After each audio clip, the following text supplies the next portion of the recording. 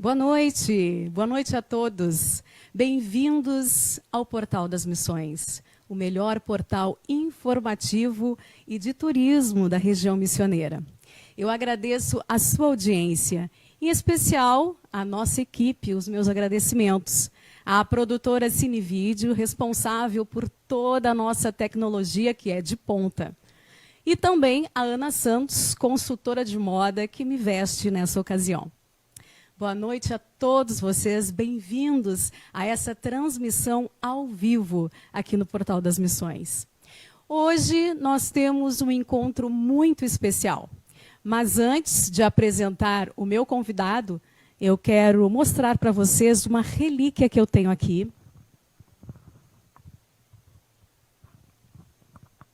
Pois é, uma relíquia que eu tenho aqui no meu colo, aqui nas minhas mãos.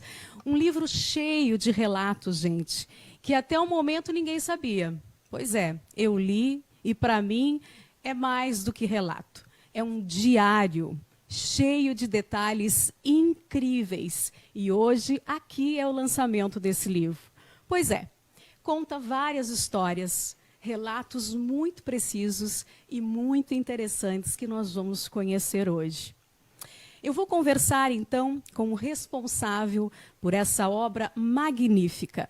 Ele, que é mestre em desenvolvimento, especialista em administração, engenheiro, consultor em desenvolvimento, escritor, pesquisador sobre o desenvolvimento, com artigos apresentados em diversos eventos científicos nacionais e internacionais. Palestrante internacional e empresário. Enfim, um homem que eu costumo dizer que é um homem de alma forte. Quem é ele?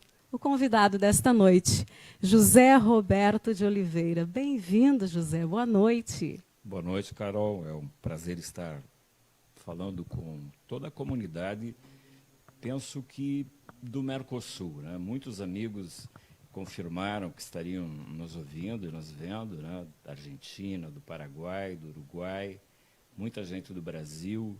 Tem sistemas nos retransmitindo, como o sistema Gestur, que é um sistema hoje de promoção, divulgação, sistema cooperado nacional de comercialização, né, de turismo.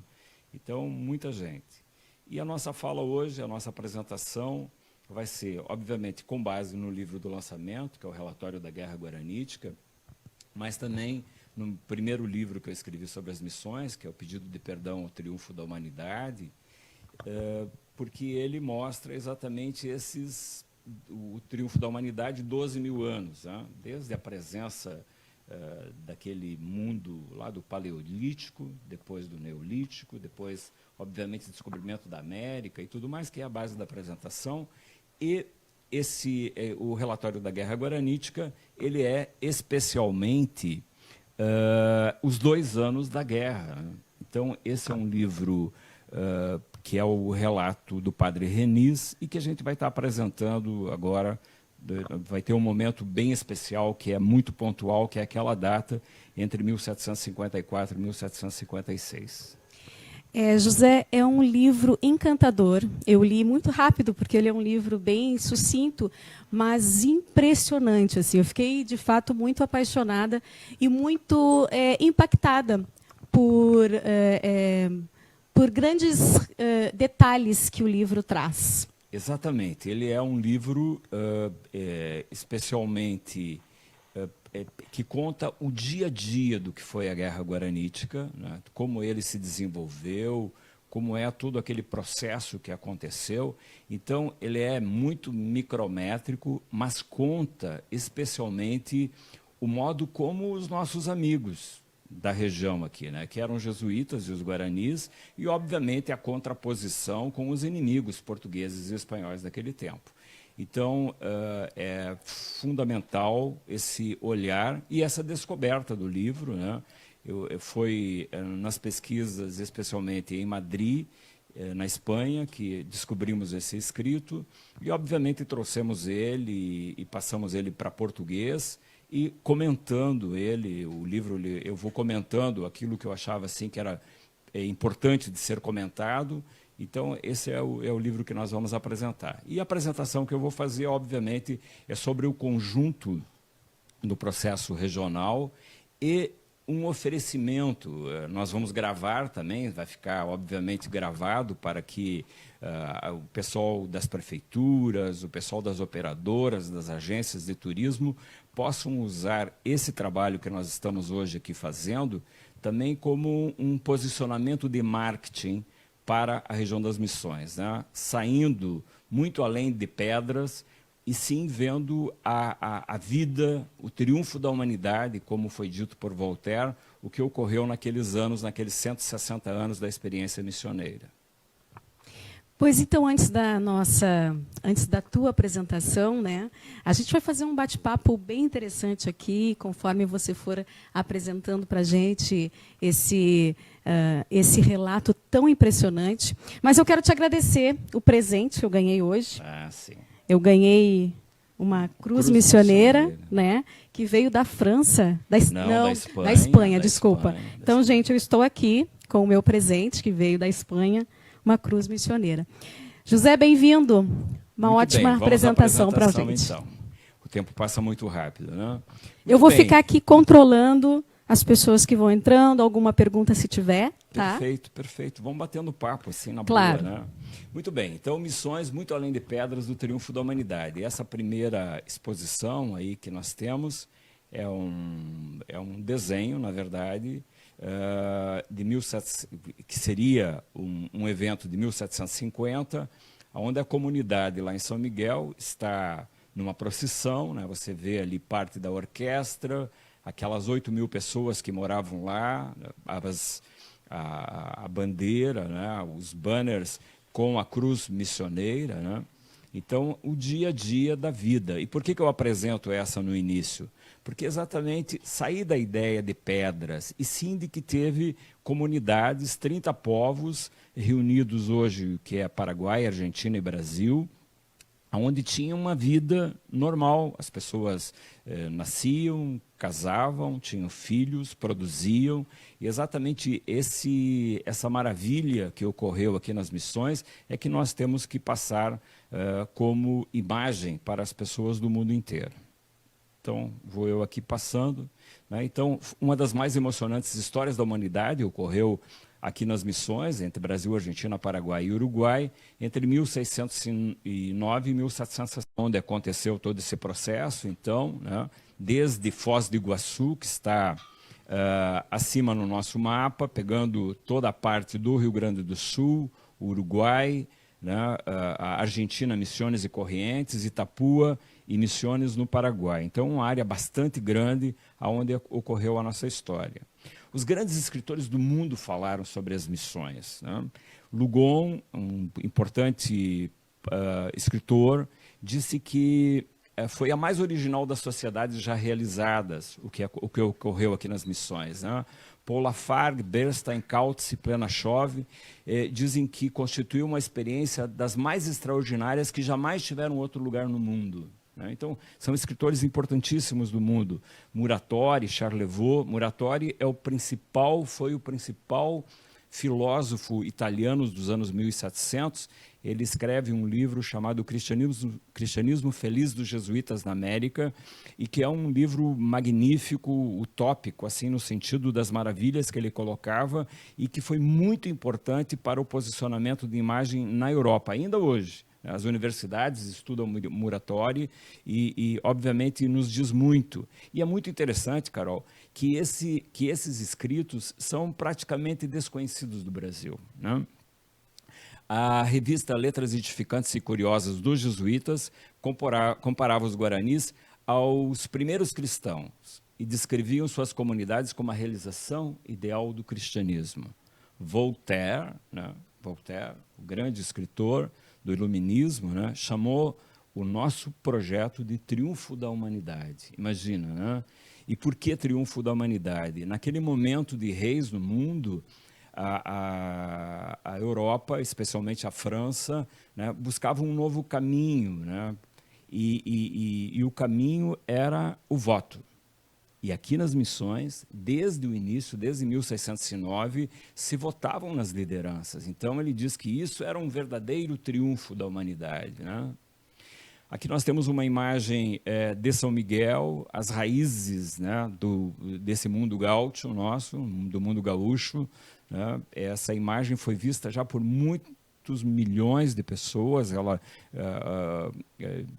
O Ministério do Turismo, a Secretaria do Turismo do Estado utilizou, a Unesco já utilizou, né, o Hostel Internacional. Então, é uma imagem que nos representa muito, eu gosto muito. Foi um dia muito feliz que nós estávamos lá em São Miguel e conseguimos essa imagem, né? E que mostra exatamente isso, né? A base de tudo que nós chamamos de mundo gaúcho no Rio Grande do Sul está aqui. O chimarrão, né, a erva mate, o churrasco, o jeito tchê, assim, de ser, né? Então, isso tudo nasce nas missões. Vamos falar mais dos escritores mundiais. Montesquieu, também do Iluminismo, chamou nós de primeiro estado industrial da América. Nunca esquecendo, né? Nós éramos e fomos um estado de exportação. Depois eu vou aprofundar um pouquinho isso, né? Carbonell chamou de coletivismo espontâneo. Pablo Hernandes disse que o maravilhoso surgia a cada passo aqui nas missões, né? O Rayal, entre tantas coisas que ele escreveu, né, que dizia que uma fraternidade feliz unia os corações da gente missioneira daqueles 160 anos, né? Mas ele diz uma coisa mais importante ainda: o mundo novo que nós estamos procurando realizar agora não pode menosprezar a lição fornecida, porque esse mundo daqui foi um mundo de fraternidade, de união, as pessoas umas ajudavam as outras, né? O símbolo maior nosso, por exemplo, do Cotiguaçu, onde toda a comunidade trabalhava, trazia alimento, né? Trazia atenção para viúvas, órfãos, aqueles que tinham problemas. Veja que estamos falando de 1600 e 1700.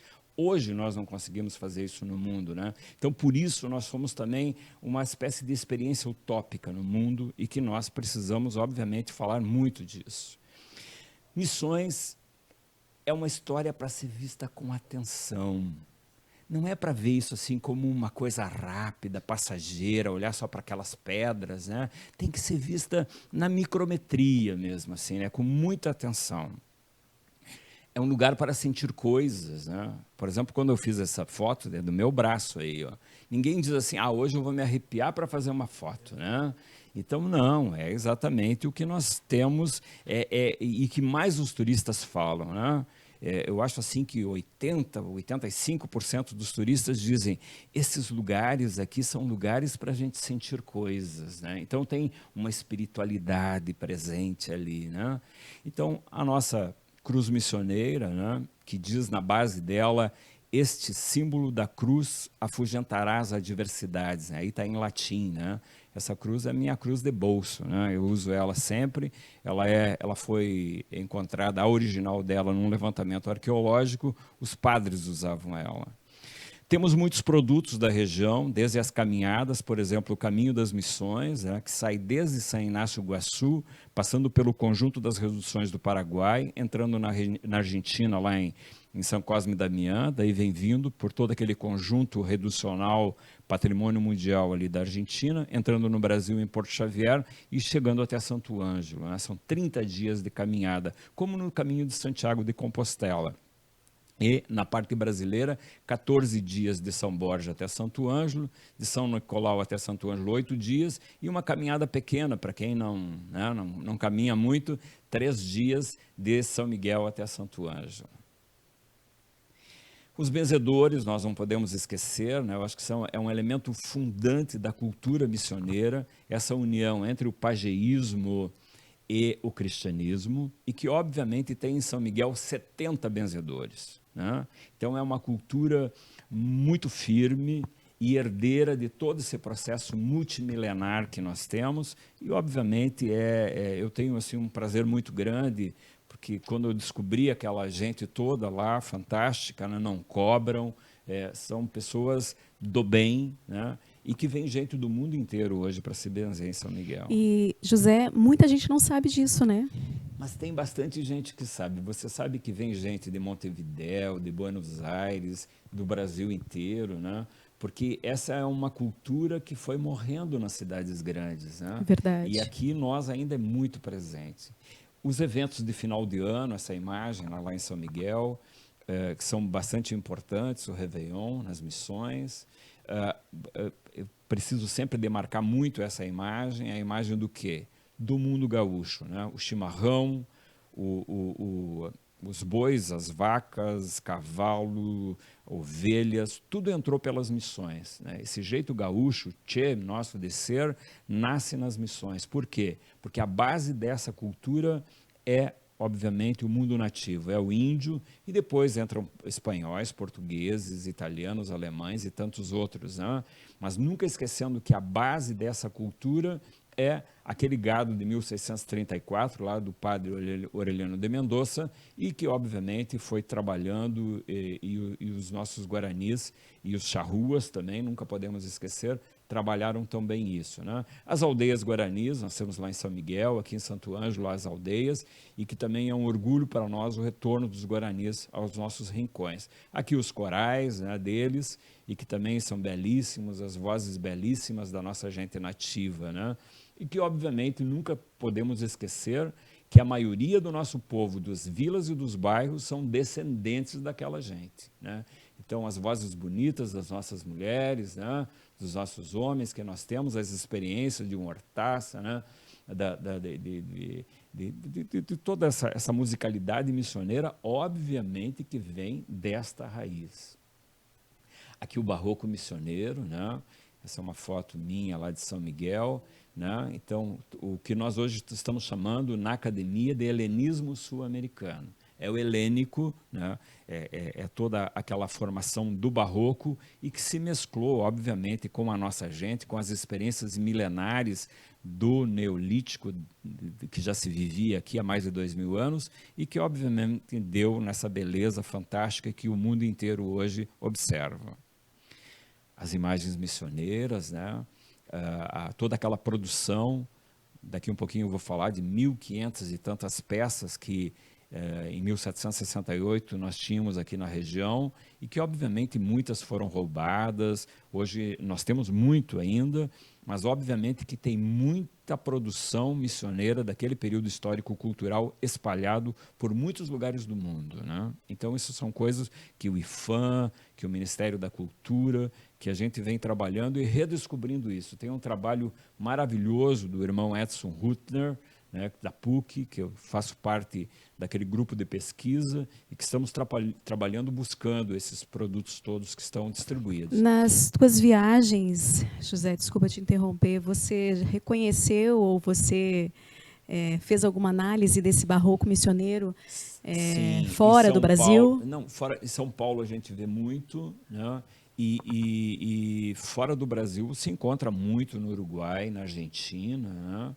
Inclusive algumas peças extraordinárias hoje nós estamos descobrindo em muitos lugares do mundo, né? Então, mas isso são coisas que é um trabalho de profundidade. Eu me pergunto como será tudo isso daqui a 500, daqui a 1000 anos, né? Porque a gente pensa muito na nossa desencarnação que vai acontecer, né, daqui a uns tempos, né?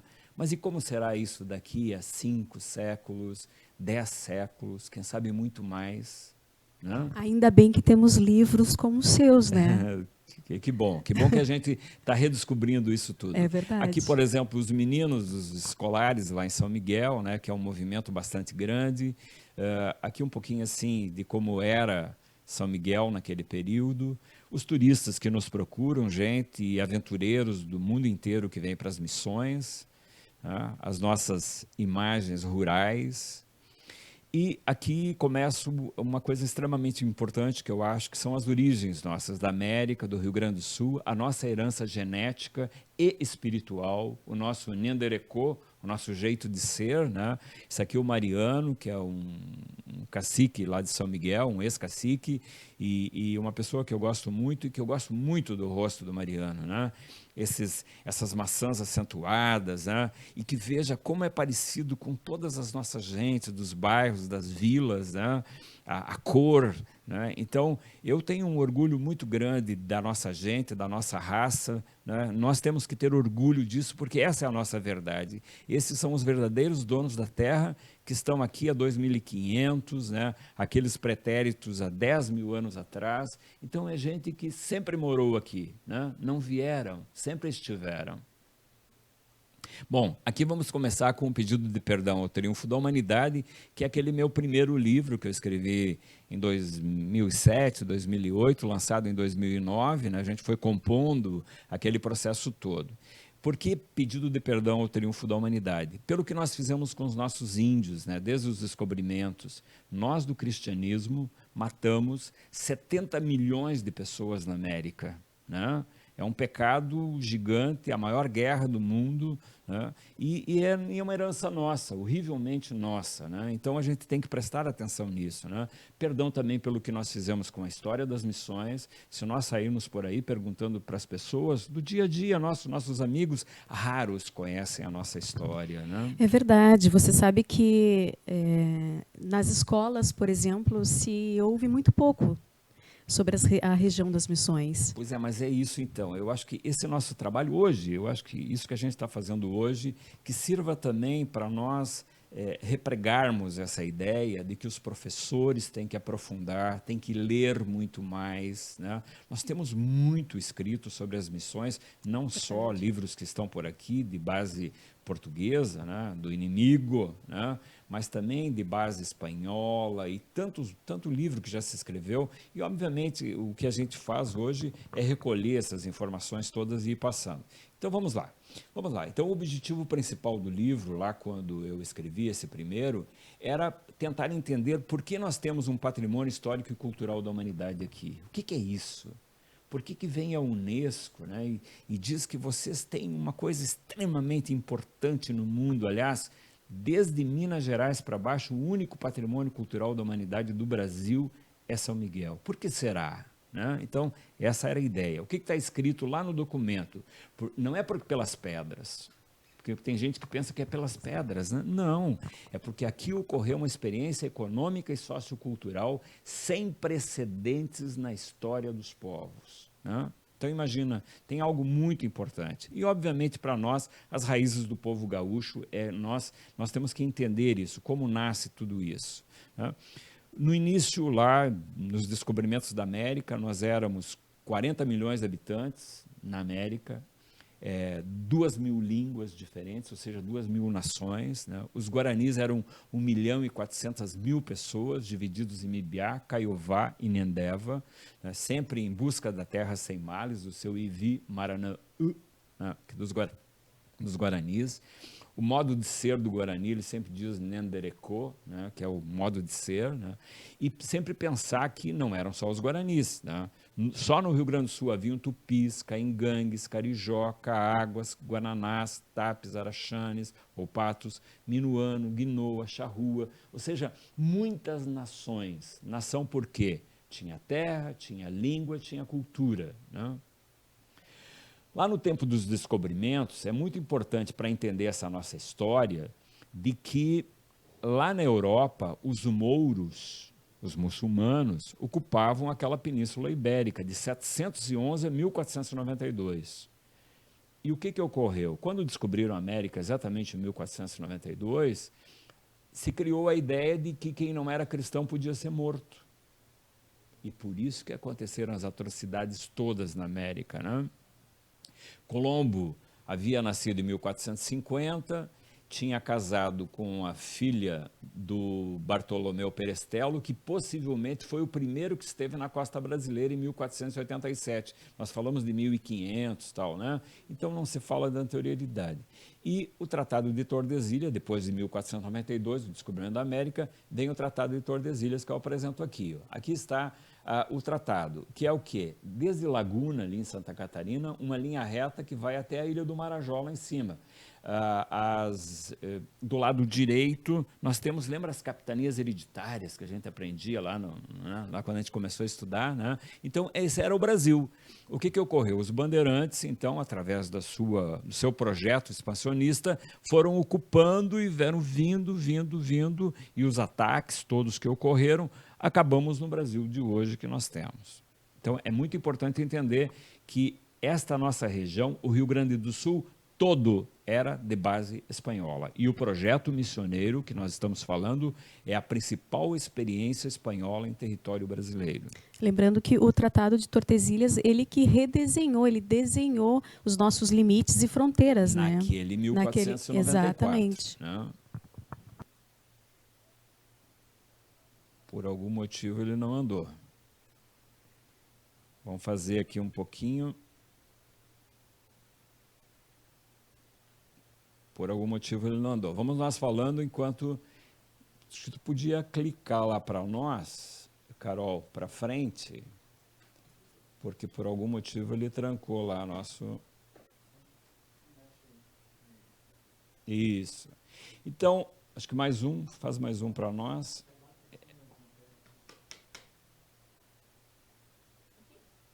Deixa eu passar para a nossa técnica aqui. Bom, a partir do tratado esse de Tordesilhas, então, nós tivemos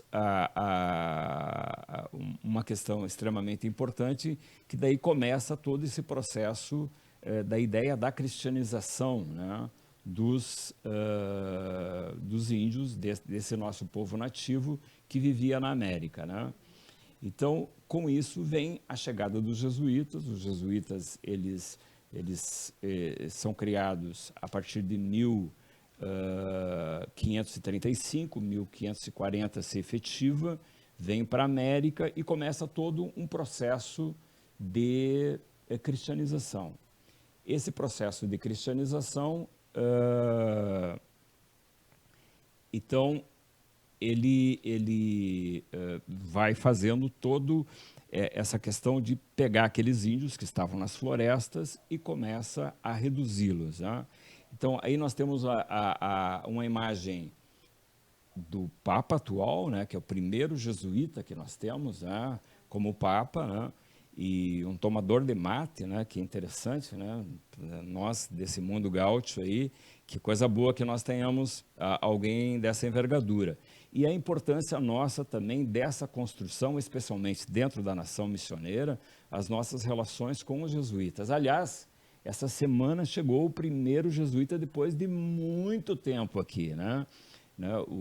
Está lá em São Miguel o irmão Celso Schneider, e daqui uns dias chega o outro padre, e mais para o final do ano vamos ter mais um jesuíta aqui na região. Então, é algo bem importante e nasce exatamente dentro dessas estratégias e desses conjuntos de reuniões que nós vamos estabelecendo com o Mercosul, especialmente com os jesuítas, que oficialmente pediram o retorno deles aqui para a região das Missões, né? Bom, os jesuítas, então, chegam aqui, como eu disse antes, em 1588, aqui em Assunção, que era a principal cidade dessa nossa macro-região aqui na América, né? E esse mapa é um mapa que mostra a primeira fase jesuítica. A primeira redução, então, 1609, lá em São Inácio Iguaçu, 13 reduções no Paraná, veja, 13 reduções no Paraná, cerca de 8 ou 9 reduções onde é o Mato Grosso do Sul e 18 reduções onde é o Rio Grande do Sul. A primeira fase, né? Então, o que ocorreu?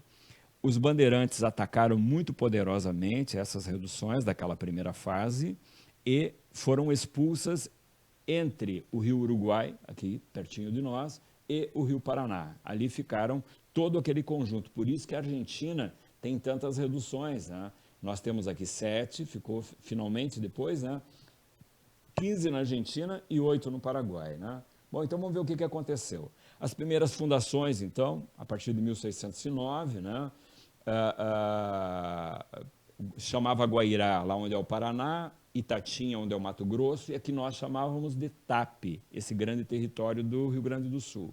Nunca esquecer de Roque Gonzalez, Afonso Rodrigues, João de Castilhos, que são uma herança daquele período, são 3 santos da Igreja Católica, Cristóvão de Mendonça, muito importante, que é um introdutor do gado no Rio Grande do Sul e que fez todo o jeito gaúcho de ser. As charqueadas, o tropeirismo, as estâncias, a genética pecuária, até a metade do século XX, era aquele gado, né? Então, a importância daquele Cristóvão de Mendonça, que foi o fundador de São Miguel, e ele como introdutor do gado, da pecuária, e obviamente o gaúcho e o jeito nosso todo, e a ocupação de todo o estado naquele período, né? O Cristóvão de Mendonça é morto em Caxias do Sul, onde é Caxias hoje, né? Cristianizando os índios daquela região lá. E daí começa o ataque dos bandeirantes. Aqui, um antimonumento lá em São Miguel, né, que é um monumento ao contrário, enterrado. Né? João Loureiro é o nome do artista que ganhou esse trabalho do Ministério da Cultura e que produziu lá em São Miguel. Né?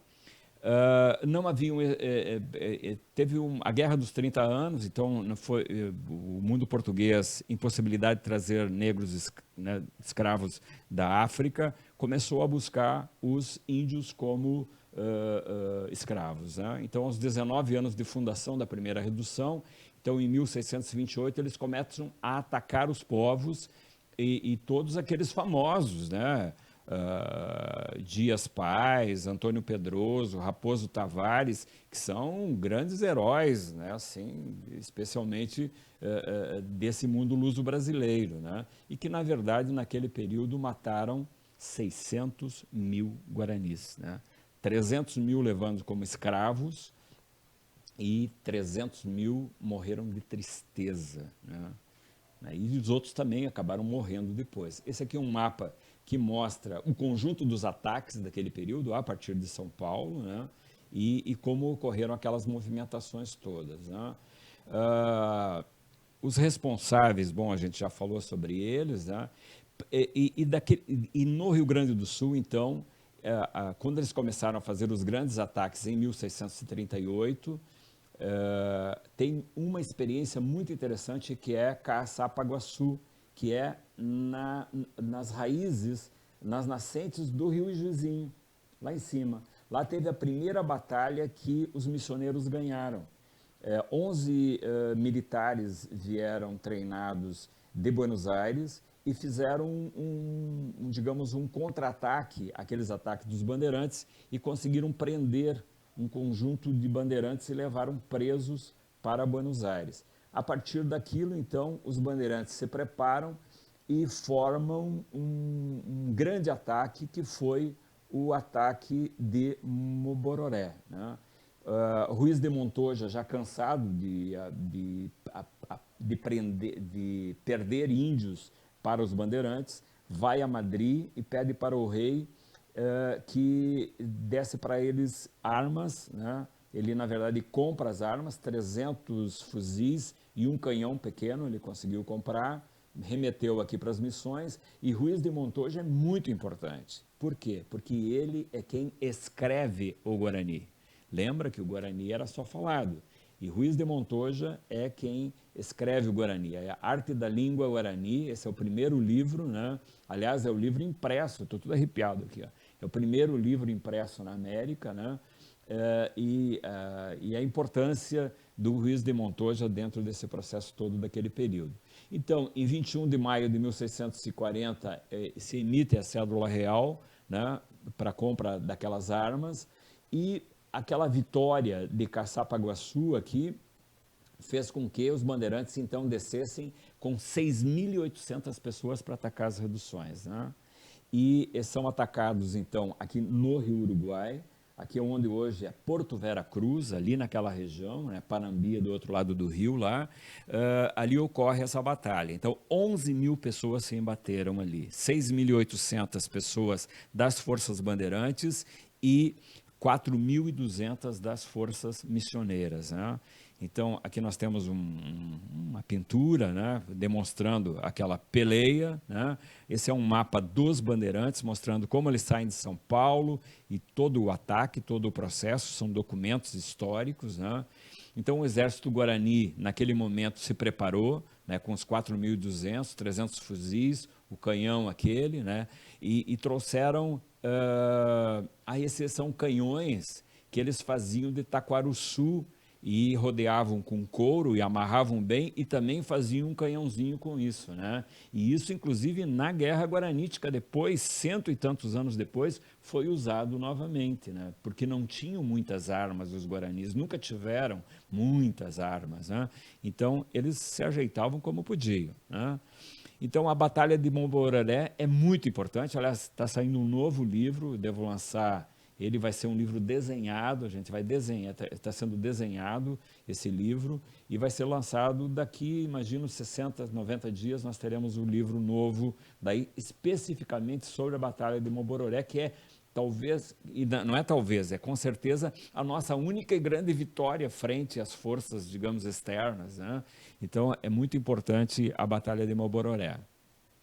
Bom, para você ter ideia, por que é que se conseguiu ganhar? Porque os jesuítas trouxeram irmãos jesuítas que eram militares. E esses militares, então, treinaram durante um ano, tiro ao alvo, preparo de guerra, essas coisas todas, e por isso os 4.200, aqueles missioneiros, conseguiram fazer frente àqueles 6.800. Né? Então, foi uma vitória extraordinária. Os bandeirantes chegaram apenas com 250 sobreviventes em São Paulo, um ano depois daquela peleia, né? Então, a vitória foi muito importante e depois daí se acalmaram as coisas, e ela é fundamental para entender o Brasil. O bandeirantismo que buscava escravos, a partir da perda daquela batalha, vão para as Minas Gerais e lá descobrem o ouro, e temos o Brasil que nós conhecemos hoje, com toda aquela cultura a partir daquela formação, né, e da exportação e a leva desse ouro para fora do Brasil, fazendo a riqueza daí de Portugal, e não foi diferente do mundo espanhol com a prata, né? Bom, então, vamos fazer um resumo. Então, entraram, a primeira redução é 1609, entram aqui em 1626, o Roque, o Afonso, né, o João, tem toda aquela história daquele período, o gado fica aqui naquele período. Então, em 38 e 39, são expulsos para o lado de lá, né? São Miguel, por exemplo, é um bom exemplo, né? Fundado em 34, né? Perdão, em 32, 1632, vai para o lado de lá e ficam lá 45 anos. E voltam em 1682, começam a voltar com São Borja, a primeira da segunda fase jesuítica, que daí vem os Sete Povos, né? E por que voltam? Porque os portugueses fundaram a colônia de Sacramento lá em frente a Buenos Aires, lá no Uruguai. E aquilo foi uma afronta para os espanhóis, né? Então, com isso, o governo espanhol pediu que os jesuítas voltassem para cá. E daí vem a história que as pessoas conhecem. Veja, nós falamos até agora para contar uma história praticamente desconhecida, né? Então, por isso que é muito importante ler, né? Entender todo esse processo. Aí vem as maravilhas do barroco missioneiro e a segunda fase, né? Então, o segundo ciclo missioneiro, a visão brasileira, claro, de Sete Povos, né? Nunca esquecendo que tem 15 na Argentina, 8 no Paraguai. Então, São Borja em 1682, 1687 São Nicolau, São Luís e São Miguel que retorna, São Lourenço em 1690, São João Batista em 1697, dividindo o povo de São Miguel, e por último Santo Ângelo em 1706, ali onde é o Entre Juiz, e aqui 1707, aqui onde ele está hoje, né? E que compõe esse conjunto todo, então. Esse mapa ele é bem importante para ser entendido. Aqui está a ocupação, o Rio Grande do Sul, vocês conhecem bem o mapa, né? Ali estão os Sete Povos juntinhos, ali perto do Ijuí, do Piratini. Esse conjunto colorido são as estâncias jesuíticas, que estavam distribuídas por todo o Rio Grande do Sul. São instâncias particulares das reduções e as instâncias comunais, como, por exemplo, a Vacaria dos Pinhais, que é lá a cidade de Vacaria, era a Vacaria dos Pinhais.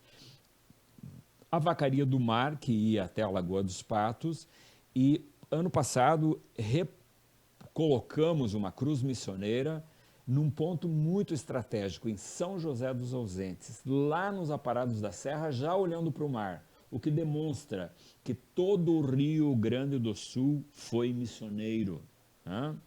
Todo o Rio Grande do Sul foi missioneiro, ou com vacarias ou com estâncias de ervais, né?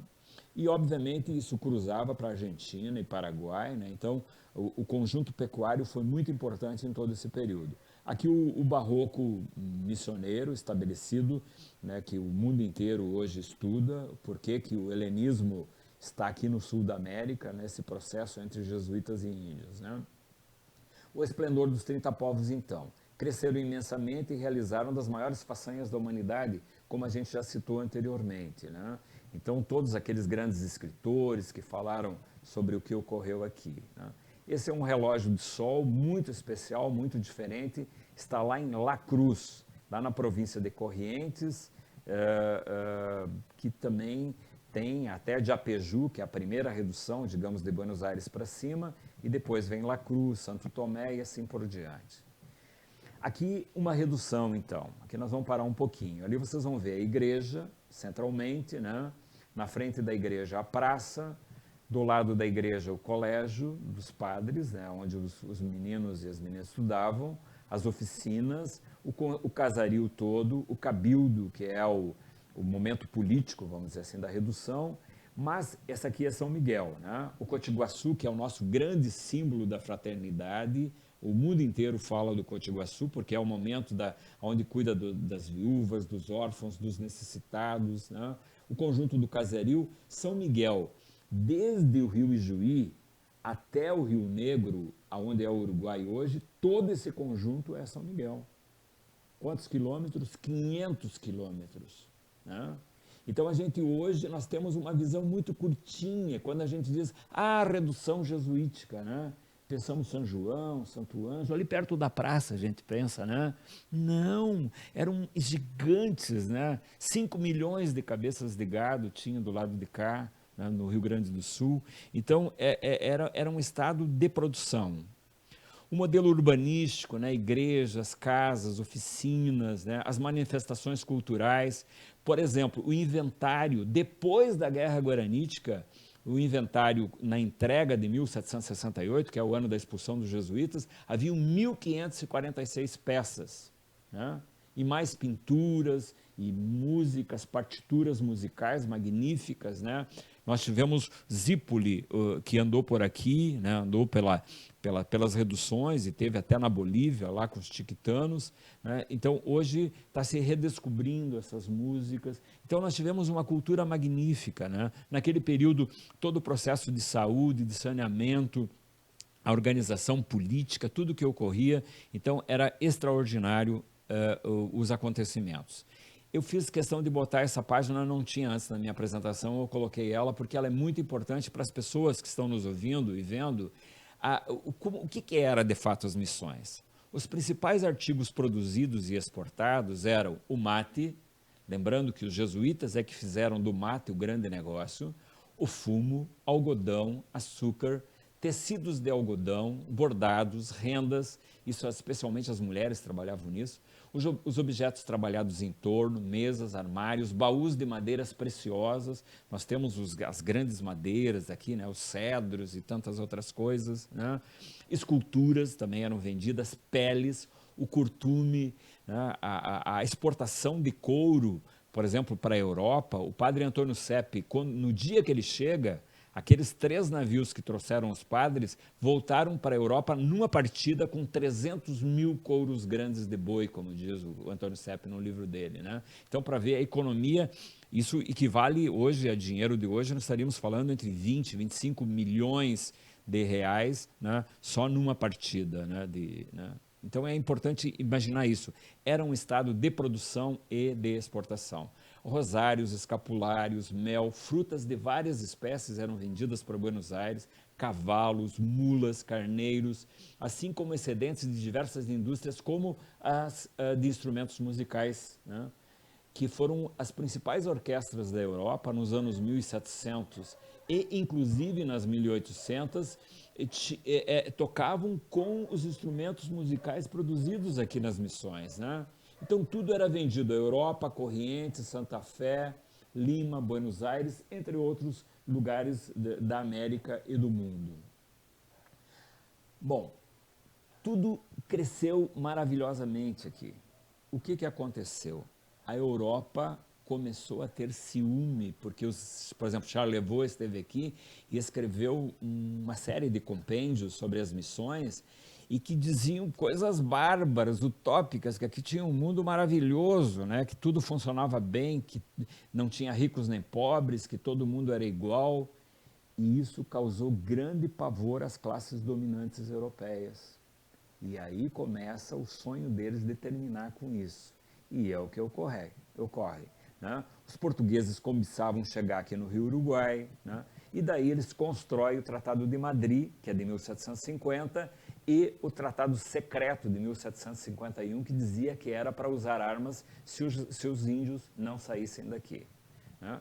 E daí vem a Guerra Guaranítica, né? A história do Sepete Araju, né? A reação, e que, na verdade, daí nós estamos entrando no livro esse, que é de 54 a 56, e que é esse relatório de guerra, que é o relato da Guerra Guaranítica do Padre Renis. O que acontece? Até hoje, a nossa gente tinha lido o relatório dos inimigos, dos portugueses e dos espanhóis. Então, todas as visões, desde a morte do Cepé e tudo mais, uma visão do inimigo. Então, o que nós vamos falar agora um pouquinho, e eu não vou contar tudo, obviamente, senão não vão comprar o livro, né? Então, nós precisamos, então, entender coisas maravilhosas que o Renis escreve. O dia a dia, ele é milimétrico, assim, explicando o que foi acontecendo durante aqueles 3 anos ali. Mas antes, eu gostaria de dar um alô também. Tem algumas perguntas para você aqui, do que a gente conversou. Quero agradecer a todo mundo que está aí com a gente. Muito obrigada pelo carinho de vocês. Muitos aqui estão dizendo que a gente está tendo uma aula de história incrível e, de fato, né, uma oportunidade incrível. Para quem está perguntando se está sendo gravado, vai ficar disponível sim, tá, gente? Não se preocupem. Então, algumas das perguntas que eu tenho aqui. Primeiramente, tem gente de todo o Mercosul, tá? Amigos seus, acredito, gente que está te parabenizando muito por esse espaço. Aqui tem uma pergunta do Mauro Bandeira, ele pergunta assim: já tive a satisfação de conhecer a redução, né, uma pergunta não, a redução de São Miguel e me hospedar na pousada das Missões. Ah, muito obrigado. Né? Eu propaganda. Eu sei que você também faz bastante trabalhos lá em São Miguel, inclusive também na pousada lá, né? Então, isso é muito interessante. Eu tenho também uma outra pergunta aqui, deixa eu achar, do Ricardo Maier. O senhor sabe se faziam prataria de uso civil, além da prataria sacra? Possivelmente não. Um dos livros mais interessantes e que é base de todo o pensamento da formação é a Utopia do Thomas Moros. Né? Uhum. Thomas Moros escreve em 1500 e pouco a Utopia, e na Utopia, que é o livro do Moros, ouro e prata, quem usava assim, eles riam deles. Né? Por quê? Porque era um mundo que não importava com essas coisas. Né? Por exemplo, os índios não se importavam de usar ouro e prata. Existia tal, igualdade, como claro, a gente já falou. Exatamente. Não, e era algo risível, porque isso não importava. Né? Importava era o quê? Ter boa alimentação, estar espiritualmente bem, ser amigo do outro, ajudar, colaborar no dia a dia. Tudo que nós precisamos agora. Exatamente. Mas essa é a questão que até hoje as pessoas compreendem muito pouco. A experiência missioneira é uma experiência fraternal, de amor, de caridade, de união, né? E que nós temos que retomar isso e constituir isso, aquilo que o Muratori disse lá, né? Nós precisamos usar essa experiência para esse mundo novo que nós queremos fazer. Né? Claro. Vamos tocar? Só mais uma pergunta. Tá. Tem algum processo de preservação com as ruínas que ficam na cidade de São Luís Gonzaga? Esse é um trabalho necessário. Né? São Luís Gonzaga tem um assassinato importante que ela fez. Né?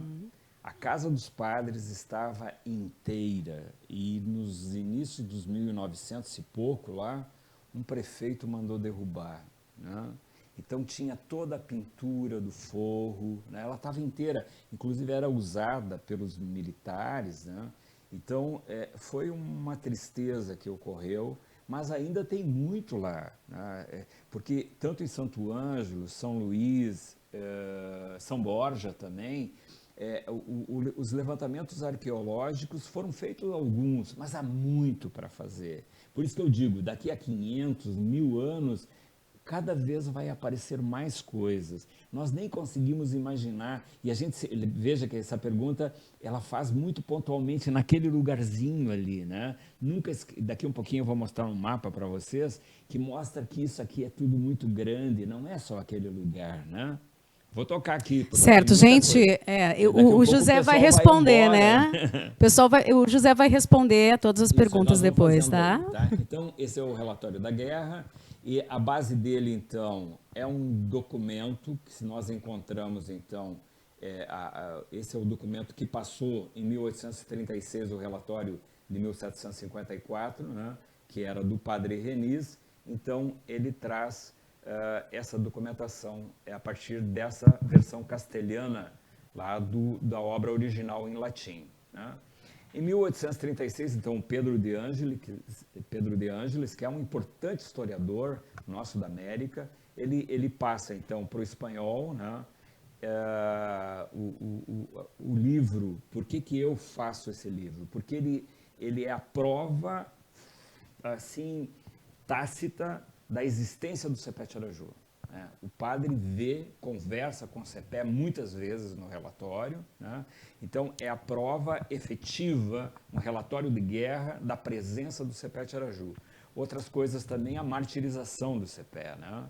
Põe fogo no corpo do Sepete Araju, né? Então é a prova da martirização, que daí é um outro tema que nós vamos falar mais ao livro. Lembrando que esse relato todo era em latim, né? A base sim, a base inicial sim, e nós passamos ele para português, né? Certo. Então, outra questão importante, obviamente, que os índios, a guerra guaranítica toda não matou 3 mil índios. Onde estão os índios, então? Se eram 130 mil, né? Somos então, todos eles, exatamente, né? Exatamente. Então, nós estamos aqui vivos, né? Claro que mesclado com português, alemão, italiano, né? Espanhol. Então, mas esse é um dos motivos que eu trago o livro também, porque ele é uma prova muito clara de que os índios não morreram e que nós estamos por aqui, né? E, obviamente, tem muitos dados, né? E a importância de outros... esse é muito importante, é o último elemento aqui, né? Os Mebiá-Guaranis nunca foram cristianizados, que são os índios que andam por aqui hoje, os Guaranis. Os índios que foram cristianizados naquele período, porque tem, inclusive, algumas peleias com os amigos nossos, né? Que dizem, não, esses índios nunca foram cristianizados. E eles têm razão, né? Os índios cristianizados eram de um subgrupo chamado Xiripá, né, que foram cristianizados pelos jesuítas. Então, essa informação é muito importante, é uma informação que chega agora a partir dessas pesquisas, né? Bueno, esse mapa, então, ele é muito interessante. Ele mostra a estância de São Miguel desde o Rio Negro, lá embaixo no Uruguai, entrando por Bagé, vindo ali pela região de Lavras, né, fazendo a sequência ali paralelo. Veja que eles chamavam o Rio Santa Maria de Ibicuí-Guaçu. E depois, onde nós chamamos de Ibicuí hoje, ali continuava como Ibicuí, daí, né? Que era Ibicuí-Guaçu também. E assim, esse mapa ele mostra, ele é uma cópia do Reniz, ele mostra todos aqueles nomes e as divisões das estâncias, né? São João, São Lourenço, Santo Ângelo, onde é que estavam as estâncias, onde é que estavam os grandes ervais missioneiros, muita gente dessa área da erva mate está nos ouvindo também, né? Nós temos o pessoal lá de Ilópolis que disseram, vamos assistir você e tal, né? Porque eu disse, eu vou mostrar o mapa que prova que todo o Rio Grande do Sul era dividido em duas grandes produções, ou era gado nas estâncias ganadeiras, ou os grandes ervais que estavam distribuídos por toda aquela região. Se você vai ver à esquerda, lá em cima no mapa, é a região de Ilópolis, aquela grande região lá, né, onde está além do Jacuí, né? Então, pegando toda aquela região, eram os grandes ervais missioneiros e que também estavam em outras regiões, né? Essa região nossa aqui do Inhacorá, que pega até Erechim, toda aquela região, era produzida pela principal produtora de erva mate naquele momento no mundo, que é a Redução Jesuítica de Santo Ângelo, San Angelo Custódio. Passando adiante, então. O que o Diário do Renis diz, né? Os esforços combinados das duas grandes potências não bastaram para dar cumprimento ao Tratado de 1750 e os índios resolvem que não entregariam a terra, que era o que previa, né, que eles deveriam sair daqui, né? Então, daí começa o efetivo relatório de guerra, lá no item 1, em meados do mês de janeiro do ano de 1754, confederado aos Guaranis, os Guinoas gentios, que eram índios não convertidos, charruas, minuanos, os jesuítas chamam de índios gentios, né, que não eram cristianizados, né, mas que eram parceiros e cuidadores daquele gado também, eram amigos dos Guaranis e trabalhavam muito junto. Isso é uma questão muito importante de ser dita, né? Nas reduções, por exemplo, em São Borja, haviam muitos charruas, né? Muitos charruas, né? Bom, então, daí fizeram saber a todos os povos que lá nas cabeceiras do Rio Negro tinham chegado já um grupo de europeus, né? E daí as coisas começaram a acontecer. No dia 27 daquele mês, estamos falando de janeiro de 54, saíram armados do povo de São Miguel, daí a liderança do CEPE, 200 soldados índios a cavalo, a contatar com os demais índios dos seus estábulos ou estâncias e que reuniram, então, 900 dos de São Miguel. Depois, 200 de São João, outros tantos de Santo Ângelo, de São Luís Gonzaga, de São Nicolau e outros de São Lourenço, de modo que ao todo chegaram a 1.500 e todos dispostos a defender os confins dos seus próprios povos. Um detalhe que eu li no livro, José, é que até fiz algumas anotações aqui, que o padre ele se referia aos combatentes, por exemplo, de São Luís Gonzaga como os luizistas, os de São Nicolau, nicolaulistas, os miguelistas e assim por diante.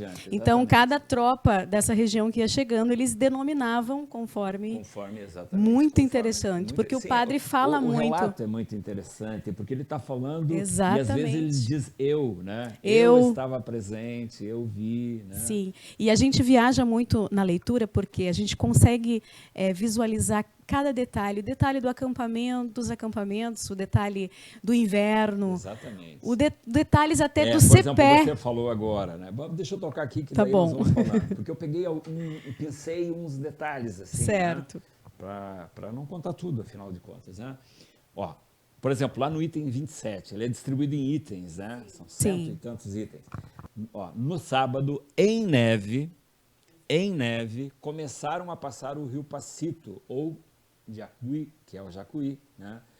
Encontrado maior do que pensavam, num lugar mais largo que todos os demais rios que correm entre os povos indígenas. Lugar mais largo esse havia só no Rio Uruguai e Paraná. Estou tudo arrepiado. Assim, pela largura do Jacuí, só os esquadrões de São Miguel o transpuseram nesse dia, os demais no domingo, né? Então ele vai contando esses micro detalhes assim, né? Mas por que eu fiz questão de mostrar isso aí em neve? Porque é em neve mesmo, isso era abril, né, de 54. Significa o quê? Significa que aquela imagem que nós temos de índio com pouca roupa é um equívoco, né? Imagina, em neve, e muitas vezes todo em branco por causa da geada, né, como ele diz, né? Então é importante para a gente pensar nisso, né? Claro que nos dias de hoje, em 2020, perdemos muito daquele frio, né? Tanto que foram raros os anos de neve, mas naquela época não, né? Era um outro tempo, né? Ó, agora um outro aqui, em Rio Pardo, lá na famosa tronqueira invicta dos portugueses, né? Sepete Araju, célebre capitão do povo de São Miguel, convidado, entrou à fortaleza para tratar da paz e dos cavalos que os índios tinham pego dos portugueses, né? E aqui quem creria eles se deixasse enganar pelos inimigos, vendo que o haviam recebido com tanta honra e gentileza, nem bem havia entrado, foram cercados por todos os lados pelos portugueses armados e presos. Lembra que o CPF foi preso lá, né? E o mundo espanhol e português contou como se eles estivessem presos, CPE e tal, né? na verdade enganaram ele, né? E isso que ocorreu. Realizou-se, porém, o prometido de Cepé.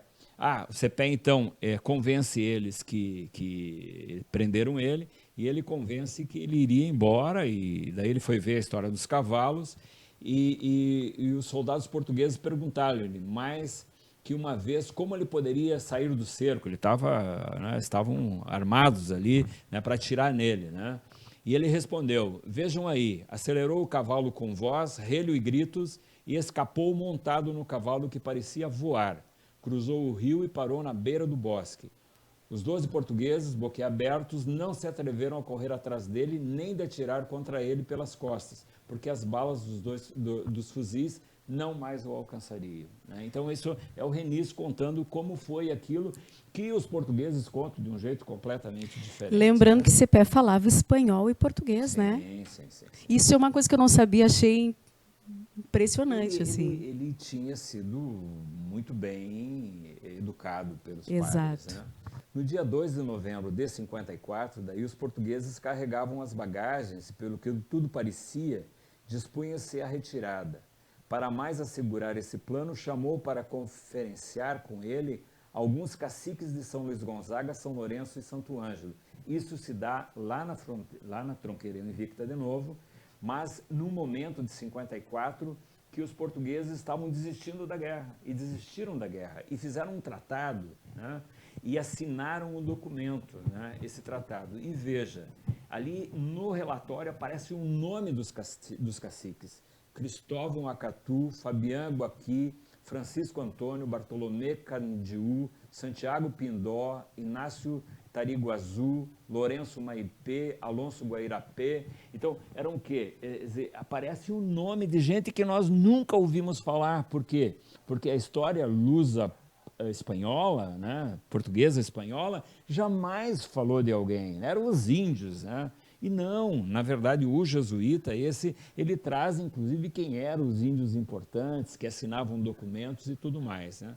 Concluídas as assinaturas, no dia 18, veja, eles começaram em 2 de novembro as prosas, dia 18 de novembro encerraram à meia-noite os portugueses, daí voltaram lá para Rio Grande, né? Então, isso era no final de 54. Segue os relatórios, mais um lance de relatório. Guardadas as lanças nos povos, os índios empregaram-se agora, porque depois da assinatura, a devoção a São Javier, dando-lhe graças por tê-los livrados das tribulações piores, por ter-lhes dado um pouco de paz. As legiões de guerreiros, em lugar de armas, tomaram os brios dos arados e lavraram as terras e prepararam-nos para a agricultura. Isso é, veja, atrasadamente no final de 54. Tinham que voltar para fazer as suas roças, né? No mês de maio de 55, veja que a guerra vai andando. O povo de São Miguel, depois de um grande trabalho, um detalhe que o padre apresenta em Santa Fé, onde é a Argentina hoje, São Lourenço leva toda uma imaginária que eles tinham produzido e deixa lá em Santa Fé, né? E São Miguel tinha iniciado uma capela a Nossa Senhora de Loreto, né? Quando já faltava pouco para terminar o mês de julho, mais precisamente no dia 27, chegou ao porto de Montevidéu uma embarcação com 70 missioneiros da companhia. Imagina, né? No meio da guerra, 40 para a província do Chile e 31 para a nossa. Ele está dizendo para a nossa, né? Essa notícia causou muita alegria e consolo a todos os padres e índios das missões de ambos os lados do Rio Uruguai. Tempos depois, tudo mudou, né? No meio do relatório, né? Como as notícias tristes e ruins normalmente vêm logo depois das alegres e prósperas, né? Daí vem a tristeza. O certo era que por todo o agosto, setembro e outubro, veja que nós já estamos em 55, se recrutavam soldados nos redutos portugueses e espanhóis. Estavam se preparando potentemente para a guerra. Nas cidades missioneiras, porém, não havia recrutamento de índios, senão paz e quietude. Quer dizer, isso foi um dos problemas que ocorreu, né? Então, enquanto que os portugueses e espanhóis estavam no final de 55 muito se preparando, os daqui não. Os padres daqui pareciam dormir ou permanecer em inação, diz o Reniz, né? Houve quem começasse a mover esses dormentes, estado de coisa, expondo com clareza que os índios não deviam andar com negligência, mas com vontade de juntar tropas, né? E daí começa a peleia mesmo, né? Digamos, o potente, né? A 20 de janeiro de 56, chegou quando menos se esperava um correio noticiando que no dia 16 do mesmo mês, nas cabeceiras do Rio Negro, naquela parte da entrada estreita entre o Rio Negro e o Jacuí, nas terras de São Miguel, lá embaixo, né? Chamada pelos índios de Biroquém, nós chamamos hoje de Biroquém, aquela região lá, né? Havia aparecido assim de repente o exército espanhol, né? Vendo 5 exploradores índios, alguns espanhóis lhe disseram que haviam 2.000 soldados e estavam esperando mais os portugueses, né? E daí, obviamente, trouxeram os documentos, trouxeram as notícias, e como os índios andavam lentamente, né, trouxeram as notícias e se preparavam. Daí o Sepete Araju corre de novo por todos os lugares, né, e diz que estão chegando, estão lá já, né? Daí ele sai na frente com 100 índios e os outros 1.500 foram indo depois, né? E aí vem o problema fundamental dessa questão. O CEPE acabou indo um pouco mais adiante, na frente, com 100 guerreiros, e, obviamente, daí vem o problema fundamental da sua morte, né? Ele mata, inicialmente ele fazia aqueles ataques, ele mata 16 espanhóis no momento, depois mais 20, né? Mas daí no dia 7 de fevereiro, que é o dia da morte dele, saiu nesse dia a campo um grande esquadrão. Foram enviados 5 batedores que, não impondo resistência alguma, Sepete Araju atacou-os com poucos companheiros que o acompanhavam. Perseguiram-nos e mataram 4, o 5º havendo escapado, emboscados atrás das cabeceiras cheias de bosque do rio Vacacaí, contra-atacaram com um numeroso esquadrão. Sepete Araju, tendo-lhe o cavalo resvalado muito, caiu num buraco feito pelos touros, escreve o Renês. Rodearam-no imediatamente, cercaram-no de todos os lados, a quem primeiro com uma lança e depois com um pistolaço mataram. Vendo-o ferido mortalmente, seus companheiros, ainda que cercados, conseguiram romper a força dos esquadrões dos inimigos e pôr a salvo, exceto um que foi morto, junto com o Cepé. Jogaram o corpo do Cepé já despojado de tudo, e aqui vem uma informação completamente nova para a região. Jogaram o corpo já despojado de tudo, e como alguns dizem, o queimaram com pólvora, enquanto ainda estava respirando, e o martirizaram de outras maneiras. Decapitaram o Cepé, cortaram o pescoço fora. Isso é informação de um dos capitães que faz um relatório para os portugueses. Enterraram o corpo do Cepé com os cânticos e hinos que usavam nas igrejas, porém sem sacerdote. Havendo buscado de noite os seus, desenterraram o corpo do Cepé e levaram ele à medida do amor que ele tinha, né? Então, para onde levaram o Cepé? Eu sempre disse que levaram... Imagina, o Cepé era o corregedor, que é uma mescla de prefeito, de juiz, de presidente da Câmara. Digamos que o daqui morresse em uma peleia em algum lugar. Para onde que iam levar ele? Iam levar para o lugar dele, né? E é isso que eu tenho dito, né? Então, bom, mas isso são coisas que são documentos que andam já pelo IFAM e tudo mais. Seguindo, então, lá no item 86 ele diz: foi de admirar, com grande tristeza e pesar sem fim, o quanto caíram de ânimo os índios com a morte tão intempestiva e violenta do seu capitão, em cujo valor, prudência e arte tinham depositado toda a esperança de lutas e vitórias. Isso, veja, quem está escrevendo é o Renês, né? Então, veja que o Renês também contava muito com o Cepé, né? Que era o cara que puxava todo mundo, que ia nas reduções, que pensava que tinha que contrapor aquela coisa dos exércitos que estavam vindo.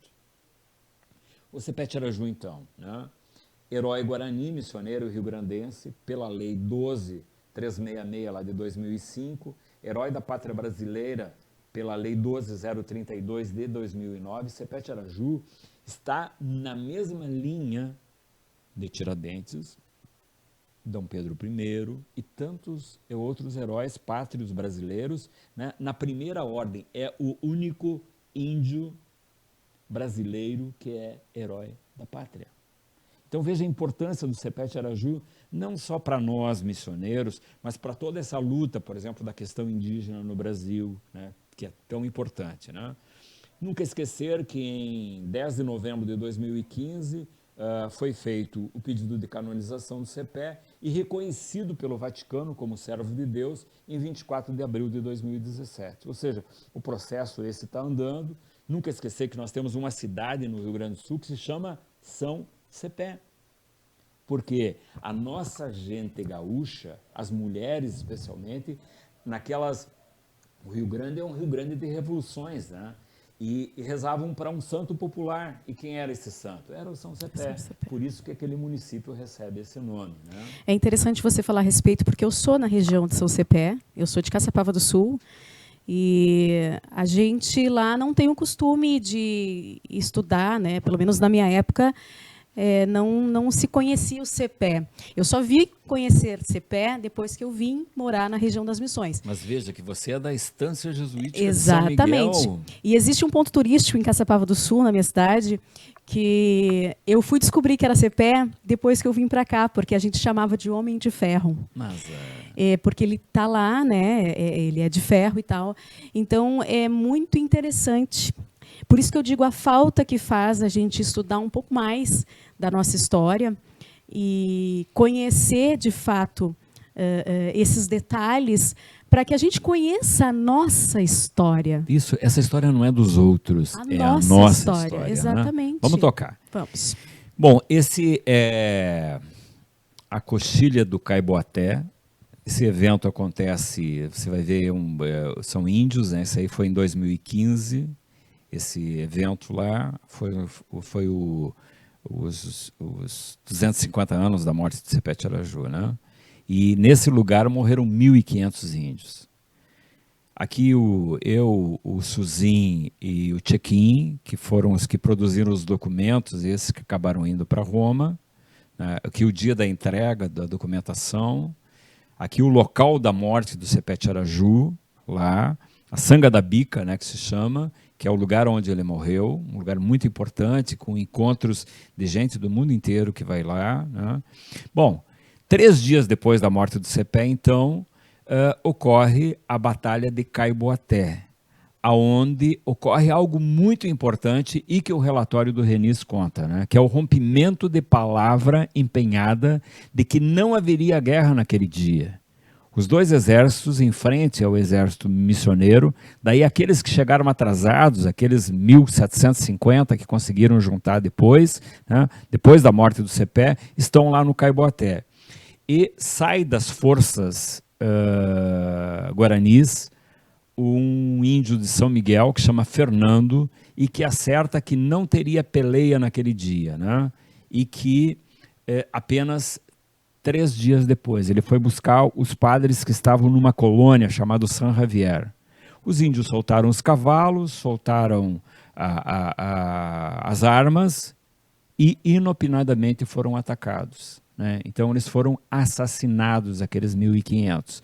E isto a história lusa espanhola não contou de maneira nenhuma nunca, né? E o documento do Renis coloca muito claramente isso, né? Bom, os reforços então esperados chegaram atrasados, né? E outros ainda chegaram depois daqueles 1.500, né, mortos, né? E essa é outra informação extremamente importante, porque inclusive o espetáculo de som e luz diz Ninguiru foi morto na batalha de Caiboaté. Não é verdade. O Ninguiru não morreu. Ele está vivo e bem vivo depois, né? O padre vê, conversa com ele, né? Ele é que enterra os 1.500 mortos de lá. O Ninguiru que comanda, digamos, o enterro daqueles mortos, né? No dia, veja, nós estamos falando de fevereiro, agora vamos pular para maio. No dia 10 de maio, os soldados espanhóis chegaram finalmente às margens do Xuniebi. Que rio é esse? É o rio Xuni, ali perto de São Miguel, né? Ali foi a última refrega dos índios, aonde eles montaram os canhões e tudo mais, né? e conseguiram matar 64 dos espanhóis e dos portugueses. No dia 12 de maio, os inimigos acamparam na Cantaria do Povo, que é lá onde era o seu Piaco. O seu Piaco foi o primeiro vice-prefeito lá de São Miguel. Ali, né, naquele lugar, é a cantaria de cima, o lugar onde tiravam as pedras para construir a igreja, né? Então, no dia 12 de maio, eles chegaram ali naquele lugar. Bom, e daí dá uma peleia entre os índios. E os índios de São Nicolau, de Santo Ângelo e de São Tomé põem fogo nas casas dos padres em São Miguel, que aí vem a história do fogo da igreja de São Miguel, e que todo mundo sempre culpou os de São Miguel, e que não é verdade. Na verdade, foram por uma peleia, e os de São Nicolau, Santo Ângelo e São Tomé, que brigaram com os índios de São Miguel e que puseram fogo na igreja. Então essa é outra informação que desmente, vamos dizer, tudo que os portugueses e os espanhóis escreveram. Bueno, né? Também puseram fogo no povo, né, mas a noite choveu e o Reniz disse que não se sabe, duvidava que o fogo foi atalhado pelo patrono São Miguel ou pelos altos paredões de pedra da igreja, né? Então, esse é o relatório, digamos, claro que aqui muito rapidamente, né, muito resumidamente, o tempo passou magnificamente, né? Então, agora eu vou passar muito rápido aqui. Então, essa é uma pintura importante do Milani, que vocês conhecem bem, né? Esse é o nosso cacique, né? Que essa pintura anda pelo mundo hoje, é uma pintura que eu mandei fazer, olha como ela é linda, né? E representa bem o barroco e tudo mais, né? Bom, depois da tomada, então, do general Gomes Freire de Andrade, levou 3.000 índios missioneiros para Cachoeira do Sul, Gravataí, lembra da Aldeia dos Anjos, aquele CTG famoso lá, né? E começou a miscigenação no Rio Grande do Sul, né? A partir dos nossos índios aqui. Novamente, os jesuítas são expulsos, e no final da guerra, em 1756, são expulsos para o outro lado do Rio Uruguai. E todo mundo pensa que a história terminou. Não é verdade. Em 1761, houve um destrato chamado Del Pardo, e os índios retornaram para as missões, os sobreviventes daquela peleia toda, né? E o que ocorreu? 6 anos depois, acontece a expulsão dos jesuítas da América pelo rei de Espanha. Em 1768, efetivamente, 77 jesuítas que estavam nos 30 povos foram expulsos, né? E foram para onde? Para a Prússia e para Praga, onde depois ficou Rússia, né? E lá começaram a escrever sobre as coisas que aconteceu aqui. Esse mapa mostra os dois tratados, o de Madrid e o de Santo Ildefonso, né? O de Madrid, que entregava as nossas terras para os portugueses, e depois o Santo Ildefonso desfez aquilo, né? Em 1860, pouco gente conhece isso, de 1768 a 1801, o que aconteceu nesse território? Os espanhóis estavam aqui, né? Em 1801, a primeira tomada portuguesa, efetivamente. Naquele interim, nasce aqui em Santo Ângelo Diogo de Alvear, que é a cidade, que dá o nome à cidade de Alvear, ali em frente a Itaqui, né? Isso do lado argentino, né? Esse Alvear é um dos libertadores da Argentina, né? É um muito importante militar, e é o que inaugurou o cemitério famoso da Recoleta, lá em Buenos Aires, né? Que todo mundo vai lá quando viaja, né? O enterro número 1 é do Santo Angelense lá, né? Em 1801, então, os portugueses tomam, através do Borges do Canto, Maneco Pedroso. Quem era Maneco Pedroso? Maneco Pedroso era filho de uma índia. Eles não deram nem um tiro e tomaram as missões, só falando Guarani, né? Então, essa é outra história que precisa ser, obviamente, aprofundada. Em 1828, os espanhóis retomam as missões e fundam aqui uma província, chamada Província das Missões Orientais do Uruguai. O mundo luso brasileiro disse que o Rivera era um ladrão, né? E, na verdade, ele veio aqui retomar o território, que era deles antigamente, e funda, então, uma província. O primeiro governador foi Vicente Martinez, e o eleito daquele período foi o Rivera. Criou bandeira, escudo provincial, né? E esse território, depois, o Brasil fez de tudo para voltar para o país, para o Brasil, e em troca da entrega desse território, o que o Brasil deu ao Rivera? A província cisplatina, que é o quê?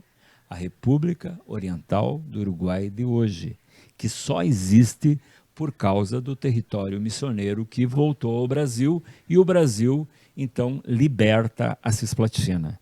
Essa é outra história que nós não sabemos a respeito e que tem documentos magníficos, maravilhosos sobre isso e que nós mesmos temos que aprofundar. Por quê?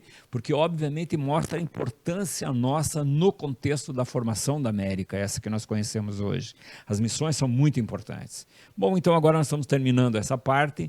Então, de 1829 em diante, começam as emancipações, a entrada efetiva dos lusos brasileiros aqui na nossa região. Aqui estou eu no meio, o Cristino, que é um índio lá de São Miguel, o Seu Flor, e que mostra esse vivente intermediário, que sou eu, entre esse mundo, digamos, dos europeus que chegam aqui e o mundo dos índios, né? A prova disso está aqui. Esse aqui é um pajé guarani, né? Essa próxima foto aqui está o meu pai ali na esquerda e o Mariano junto a eles, o pai que hoje está fazendo 80 dias do falecimento do meu pai, né? Fica a minha homenagem ao seu Manuel aqui, né?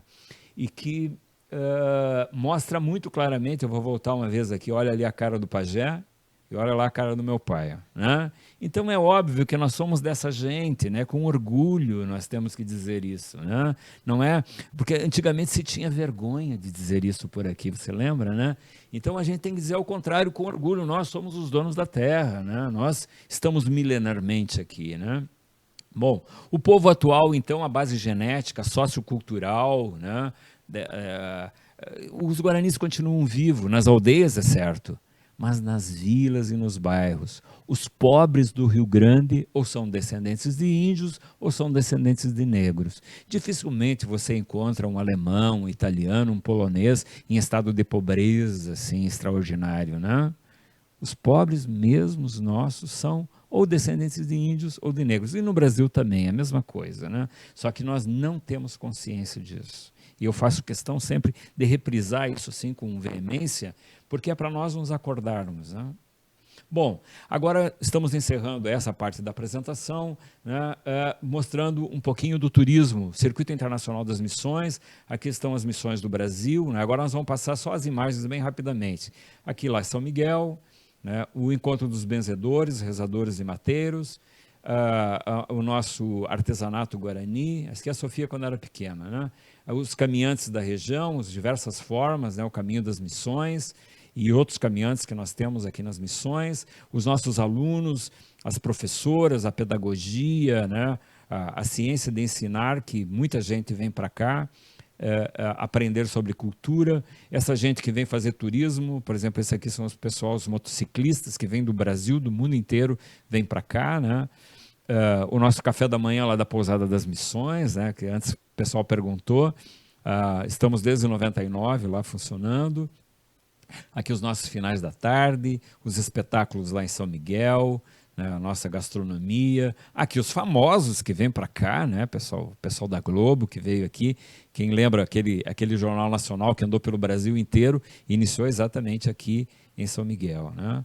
Aqui as aldeias, então, muito importante, né? A presença da nossa gente também interessada, muitos pesquisadores, muitos estudiosos junto a essa questão indígena nossa, as nossas imagens, né, da pecuária missioneira, o ponto de memória lá em São Miguel, um lugar extraordinário para pedido de perdão pelos nossos pecados do passado e do presente, as imagens, né, o dia a dia lá de São Miguel, agora reaberto, né?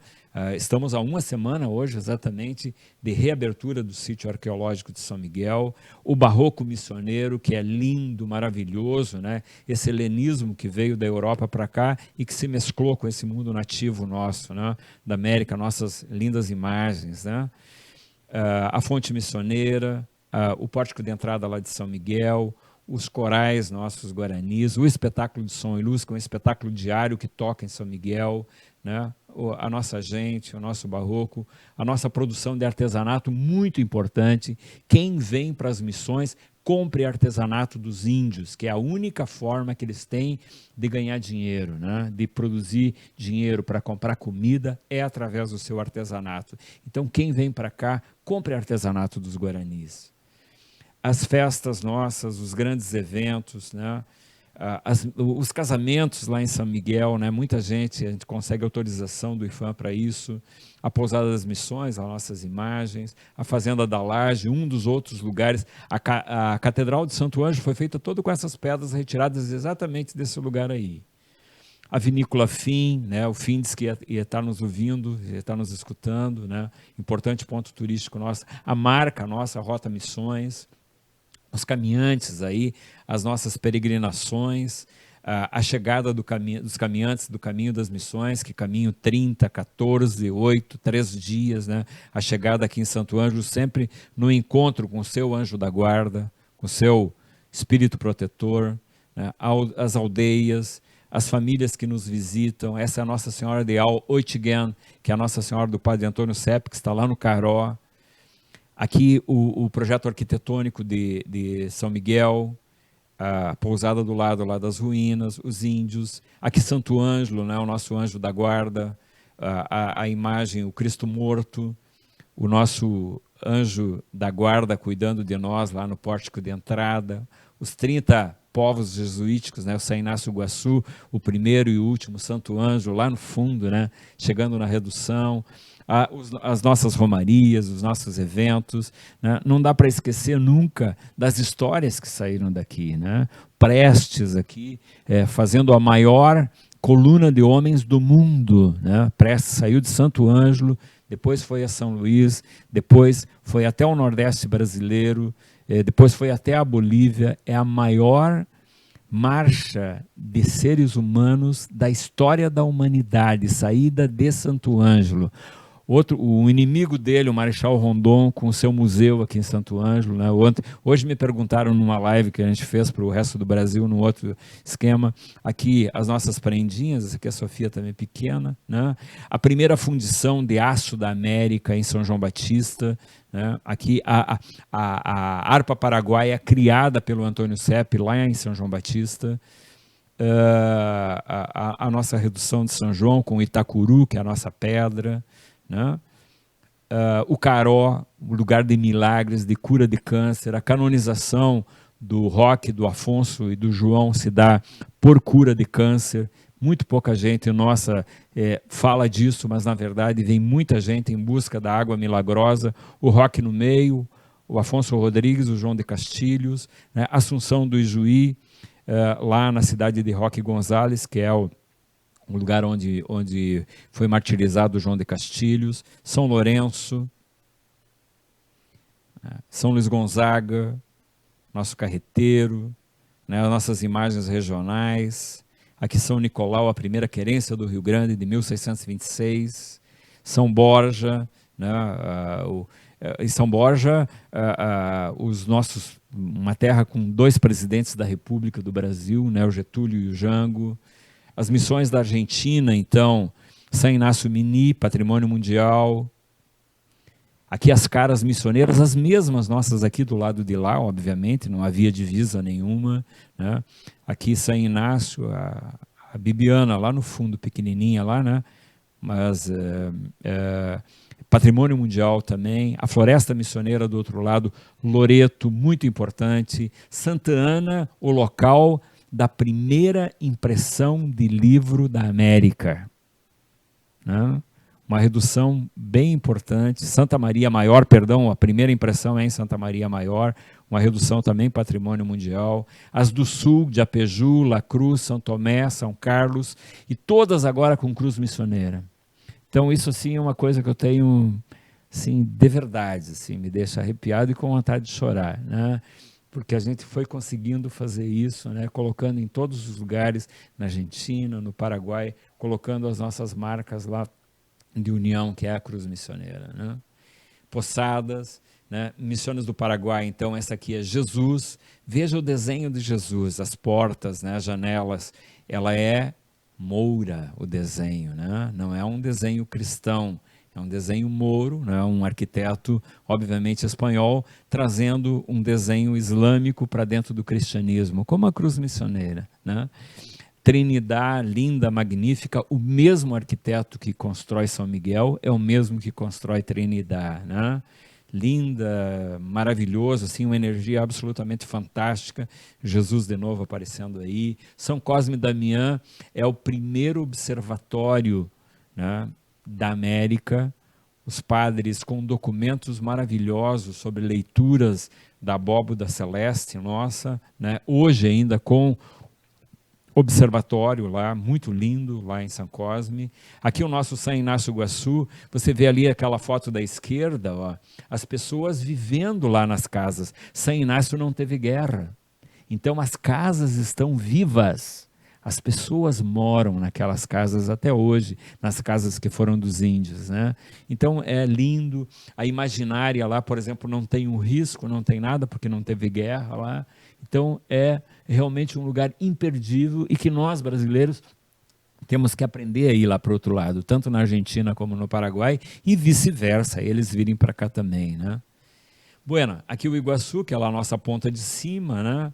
As experiências, aqui a pousada, um prêmio que nós recebemos de microempresa do Rio Grande do Sul, o Iguaçu Missiones, a Cruz Missioneira, que é a Cruz de Caravaca, de 1232, né? Quem trouxe para cá foi Francisco de Robles e os companheiros dele, digamos, e ele conseguiu fazer com que se dissipasse pelos povos exatamente porque ele foi o vice-provincial das missões, né, naquele período lá, né? Então, aqui a criação da nação missioneira. Aqui está o Luna, que está nos vendo. O Luna é o do meio ali, o Padre Antônio, que faleceu agora há 2 anos passados, né? E o Luna, que era o provincial dos jesuítas do Paraguai, né? E os nossos amigos que estão nos vendo do lado de lá, nós aqui, essa foto é de 29 de dezembro de 2013. Em 2012 nós tínhamos criado a Nação Missioneira, e essa foto é 1 ano depois, quando lançamos as bandeiras. Esse é o documento de criação da Nação Missioneira, né? Nós, é também outra coisa que dá um orgulho, né? Bom, para encerrar então, dizer para vocês que é importante que quem nos ouve em todo o Brasil, em toda a América, quem sabe... tem gente na Espanha nos escutando, prometeram que iam estar junto conosco, né? Quem viajou aprendeu muitas coisas. Quem muito experimentou falará com conhecimento. Quem não tem experiência, pouco sabe. Aquele que viajou, porém, tem grande habilidade. Viajando, vi muitas coisas e compreendi muitos assuntos. Isso está na Bíblia, no Eclesiásticos 34, de 9 a 12. Né? Então, essa foto é lá da Coxilha do Caiboté, com os índios guaranis, fazendo a sua homenagem ao Sepete Araju e aos 1.500 mortos daquele 10 de fevereiro. Né? Então, para nós encerrarmos. Então, eu agradeço muito, né? E a gente agora vai para as perguntas, né? Aqui tem meu telefone, e-mail, né? Para quem também quiser comprar o livro depois, ou os livros, né? A gente atende pelo WhatsApp, né? Por esse número, né? E a gente vai conversando, e muitas pessoas ficaram de a partir de amanhã já começar a pedir o livro daí que eu mando pelo correio. Bom, perfeito, eu estou aqui encantada, eu já tinha lido os 2 livros, né? Eu ganhei de presente já alguns, acho que ano passado eu ganhei o Pedido de Perdão. Isso. E tive a oportunidade de ler agora, essa semana, esse relatório. Bom, eu tenho algumas perguntas aqui para te fazer rapidamente, a gente pode, né? Pode. Então tá. Você, como um admirador de toda a história guarani, e sabendo que desde 2017 está tramitando no Vaticano a canonização de Sepete Araju, vai se tornar santo. Como é que é isso para você? Assim? Bom, esse sonho ele é especialmente do Tchequim, né, que era um irmão e que vinha sonhando com isso desde 50 anos atrás. O Tchequim trabalhou em Roma, ele trabalhou nas canonizações no Vaticano, né? E E ele lá trabalhando com milhares e milhares de processos canônicos, ele entendeu, compreendeu que Cepé tinha sido um lutador pela causa indígena, mas pela causa cristã também. Porque tem muita gente que diz que não, que os índios daquele tempo não estavam bem cristianizados, essas coisas todas. Não é verdade. Foram 160 anos de experiência cristã desses índios cristianizados, daqueles guaranis xeripás, né? Lembra disso? Não Mibiá, xeripá. Então, é muito importante compreender que a canonização, a ideia da canonização é uma ideia que vem de muita gente, de muitos lutadores, de índios, de outros grupos, né, importantes da América, e que é isso, o processo foi estabelecido, foi remetido a Roma, né, tem o seu primeiro encaminhamento estabelecido, e agora cabe exatamente a nós todos, se tivermos boa vontade de fazer com que o processo ande. Então, ele já andou muito poderosamente, muito rapidamente naquela primeira fase, mas, obviamente, que agora a pandemia causou alguns transtornos, agora esse ano, né? Mas da instalação do comitê que vai cuidar especificamente disso, mas que está tudo sendo estabelecido, sendo trabalhado e, efetivamente, isso vai andar. Há relatos de cura, de milagres? Muito, muito, muito. Naquela região tua, né, ali entre São Cepé Cachoeira do Sul, e Cachoeira e São Gabriel, né, há muitos relatos. Aqui na região, muitos benzedores se reportam a Cepé para a produção das suas curas, né? Então, e no mundo espiritual eu sei de muitas experiências, né? Então, há um sentimento muito de pertencimento, né, de Cepé Tiaraju com relação a essa forma telúrica das missões, né? Então, eu acho que é uma proximidade muito grande e eu vejo que, especialmente no mundo dos pobres, nesse mundo gaúcho, há uma proximidade muito grande da relação Cepé, esse santo popular, né? E que exatamente por isso o Chequim, que é um pós-doutor nessa área da teologia, disse, por isso o povo já o canonizou, né? Agora depende dos documentos oficiais fazer mesmo que a sociedade já o fez. Santo de casa, então, nesse caso, faz milagre. Faz milagre, e é um santo muito de casa, né? Muito forte também, né? E muito forte, sim, com certeza. Há uma energia muito grande. Os turistas, esses viajantes que vêm de fora, o que mais dizem é isso. Estes lugares, falando das missões, são lugares para sentir coisas, né? É verdade, Isso. Com certeza. Então, o povo missioneiro, ele é mais guarani do que imagina? Com absoluta certeza, né? Com absoluta certeza. E como é que eu descubro isso, né? Eu descubro com os meus parentes no Carajazinho, né? Eu, quando eu era menino, guri, a gente chamava, né? Eu ia muito para fora, ali para o Carajá, e eu me lembro, por exemplo, na casa dos meus primos, que viviam do lado lá da terra da minha avó, né? Em casas de pau a pique, chão batido, né? E depois de formado engenheiro, depois de anos estudando como eram as construções, né, do mundo nativo, eu disse, mas essa é a casa da minha gente lá de fora, né?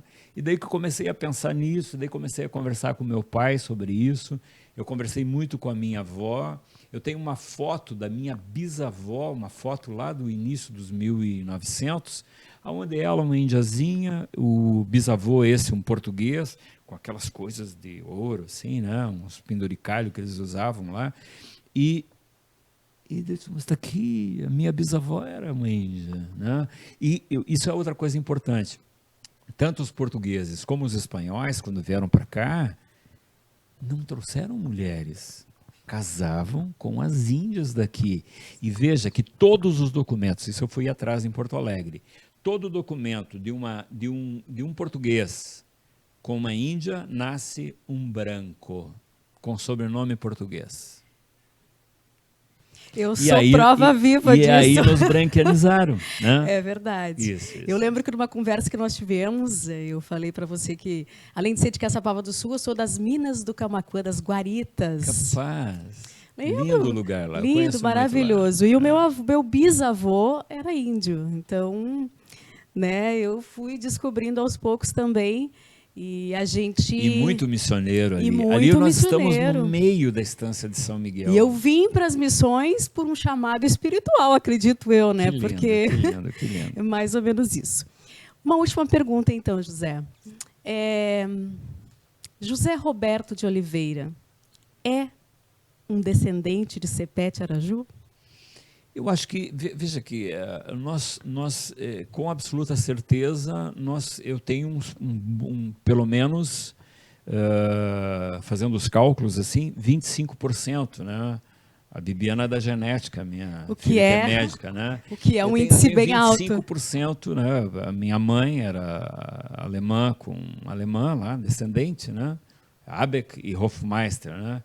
E o pai, então, uma mescla daquela bisavó lá, né, que era índia, e eles portugueses, né? Então nós somos isso, exatamente isso. Então, mas eu tenho um orgulho disso, assim, porque eu acho que há um componente espiritual muito forte nessa descendência.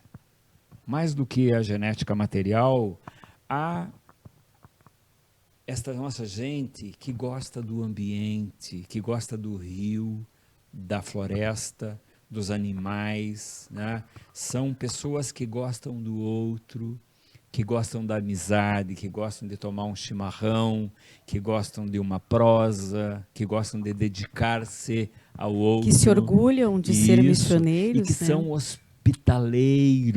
Exatamente. Por isso que o turismo missioneiro, as pessoas falam muito da hospitalidade, né? A nossa gente missioneira é hospitaleira, né? Ela gosta de bem receber o outro. E essa é a nossa marca e o nosso Nhenderekô, diria um Guarani. Muito bem, eu agradeço, José Roberto, por essa aula de história, da nossa história, do povo missioneiro, do povo gaúcho, do povo brasileiro. E eu acho que eu deixo para você as considerações finais antes de nós encerrarmos.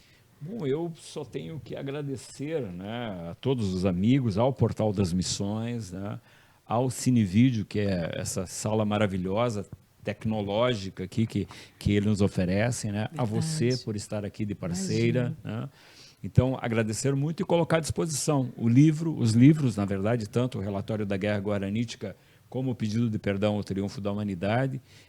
Só vou falar desses, os outros livros são mais científicos, né, na área de desenvolvimento, mas esses dois especialmente oferecendo um posicionamento de marketing para a área do turismo da região das Missões, né? Então, essa live ela vai ficar viva por muitos anos e eu gostaria muito de que essas ideias de um mundo vivo, de um mundo com gente, não uma história de pedra, né? Uma história de gente que sirva para todos nós. Muito obrigado. Que assim seja. E se a gente quiser, para quem quiser que está aí nos vendo, ter o livro, como é que faz, José? Bom, eu vou atender especialmente pelo WhatsApp, né, ou pelo Facebook, José Roberto de Oliveira, e o WhatsApp é aquele 996386360, né, que antes já apareceu na tela, e por ali as pessoas encomendam e eu mando pelo correio. E aqui em Santo Ângelo eu entrego nas casas daí, né? A gente bota máscara, né? Nós dois hoje ficamos sem máscara aqui porque nós fizemos todo um trabalho anterior para isso, né? Exatamente. Então, a equipe está de máscara e a gente está aqui com o distanciamento. E como a região toda, né? Nós estamos com uma segurança sanitária muito importante, né? Na região, os hotéis, os restaurantes, todo mundo muito preparado para receber as pessoas para virem para cá. Muito obrigada. Muito obrigada a você que está aí do outro lado. Lembrando que se você quer saber tudo sobre turismo, o lugar certo é aqui, no Portal das Missões. Turismo, novidades, notícias relacionadas ao turismo, é aqui nesse portal. Quero agradecer ao pessoal da tecnologia também, a todos os trabalhadores do portal, em especial a Cinevídeos, produtora. Muito obrigada, né, por todo esse espaço e por toda essa tecnologia incrível que a gente tem aqui para ficar mais perto de vocês. E também agradecer um agradecimento especial à consultora de moda Ana Santos, que me veste nesta noite. Muito obrigada, fique com Deus e até os nossos próximos encontros. Até breve. Obrigada, José. Obrigado.